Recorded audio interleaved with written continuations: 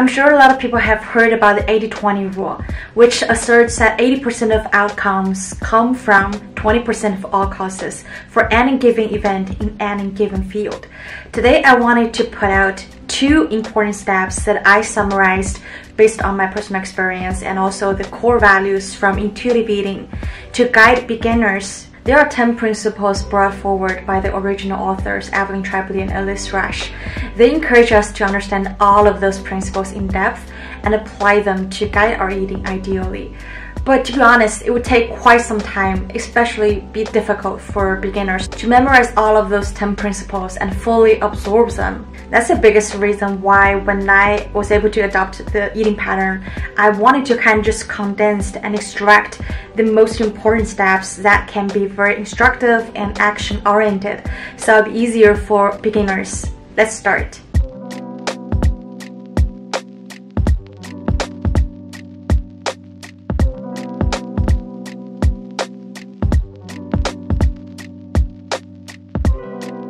Step 1.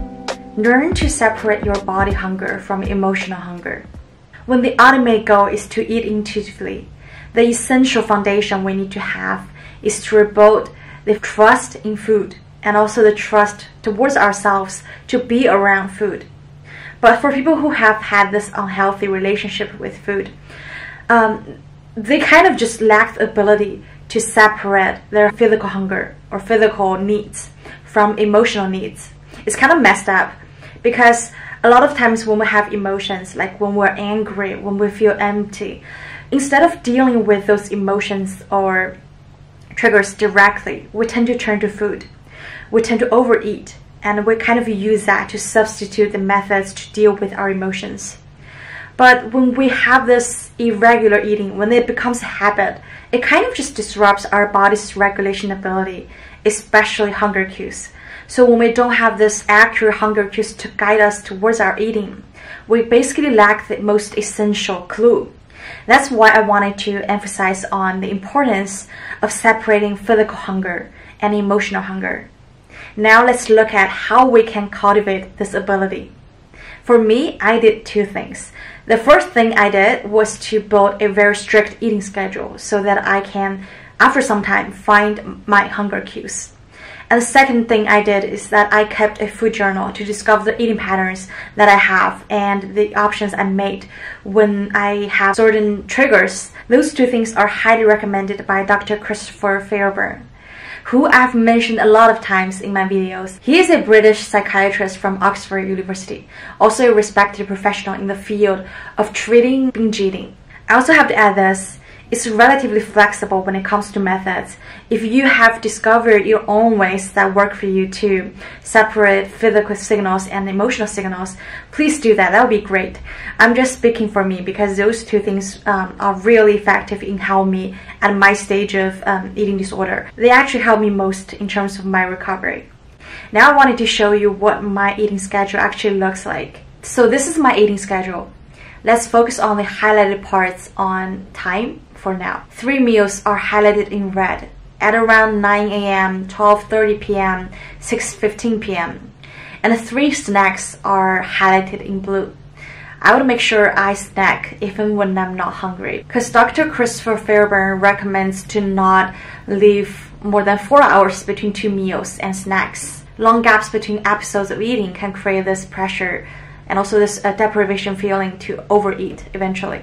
Also in the book of intuitive eating, it says that like 5 hours should be the maximum gap you wanted to have. I get hungry pretty easily, so my gap would be like 3 hours.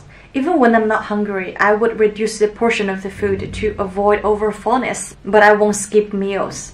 Say if I have a conflicted schedule, like I had a meeting at 4 p.m., which leaves me no time for snack, I would eat ahead or after, as long as it doesn't deviate from planned time for too long. The purpose of this is to establish a time clock so that after some time my hunger cues can come back and I have some accurate indicator to rely on to guide my eating. And this regular eating schedule lasts till today.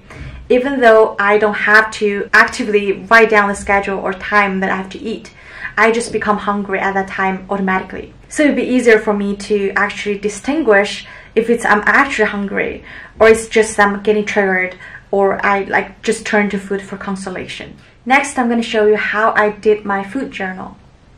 As I've shown in the graph, alongside the planned eating time, I have extra 3 columns: food or drink consumed, place, context or comments. With each meal or snack, write down everything you eat. Like, for example, I had a bowl of cereal, 1 orange, and a Pop-Tart for breakfast. And I had it in my kitchen, so I just put kitchen under the column place. For location, you should be as specific as possible. And for context and comments, try to write down your hunger or fullness level before, in the middle, or after the meal. Write down your mood, events that might have happened before or after eating. For example, I may write something like, well, I feel good when I wake up in the morning, a fresh start because I did meditation. I wasn't that hungry, so I didn't eat that much. After finishing breakfast, I feel a bit full and uncomfortable, thinking that I should probably eat less for lunch today because I already had a Pop-Tart. And some thoughts of binge eating just flashed by, but I think at this point it's controllable, so I didn't binge. I mean, basically everything related to that meal. The purpose of this food journal is to indicate a pattern. It might not be that obvious at the beginning, but after a couple of days or a couple of weeks, it will show a very clear indication between the food choices that you have and the thoughts or emotions that you're feeling. And it'll be easier for you to identify which time I binged because I was hungry, or which time I binged because I was triggered by emotions, so that it'd be easier for you to regulate your eating behaviors in the future. For me, after about 3 or 4 weeks, it becomes very obvious. I would turn to food for first consolation and second for self-punishment. For example, I discovered from my journal that every Friday night it'd be most likely for me to binge, because when I don't have plans on Friday night, I feel kind of sorry for myself. I literally feel unwanted and unworthy because I don't have company. But at the same time, I refuse to connect with people because I feel I haven't lost enough weight to surprise people, to impress people. And this is kind of a dilemma. So on Friday night, when I feel sad and empty, I turn to food for help. I turn to food for consolation. The second pattern is that whenever I overeat a little bit, or whenever I just feel normally full after I eat, I would literally start to feel fat. Even though I haven't actually put on weight yet, I just feel like I've put on a couple of pounds already and my whole body gets bloated. I just have this self-loathing and an exaggerated fear of weight gain, helplessness, and out of control. If you are interested in finding out more triggers, you can watch my video, Why We Binge Eat. It was based on my 15 years of binge eating experience alongside professional perspectives from my therapist and also respected experts in the field.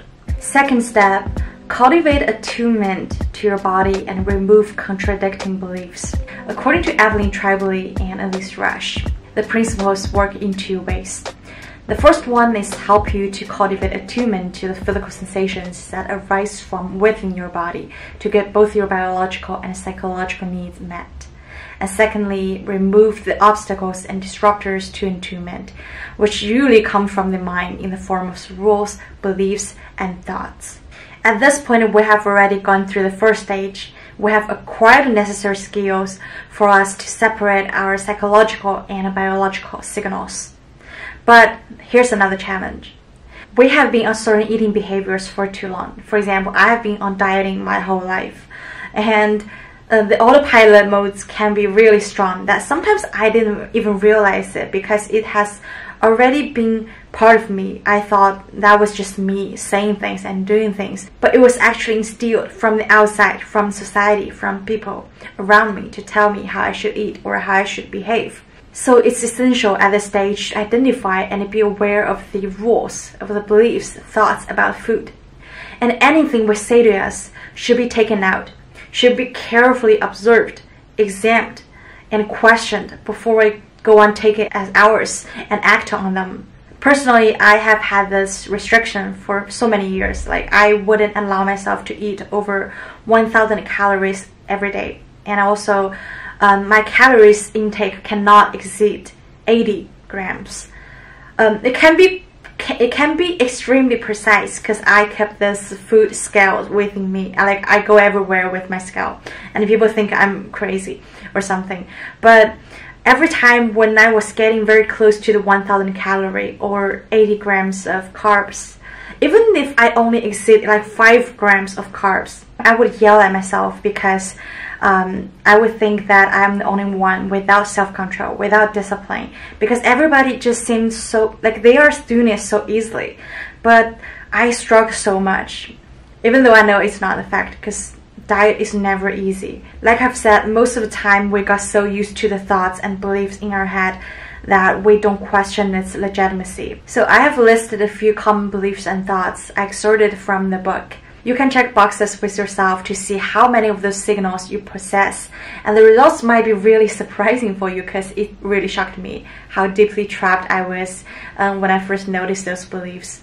You can add more based on your experience, and my point is that you have to take them out to assess them carefully before deciding if it's correct or healthy for you to keep them with you. Once we become aware of them, we can confront and challenge those thoughts. Some of you may worry that this might be too exhausting and the process might be too long. But I promise you, this is a learning curve.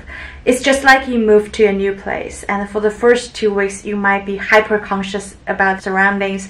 It's gonna really take some time for you to identify and memorize the routes, the road signals, and also the shortcuts. But after a couple of weeks, you will get used to it and just go on autopilot.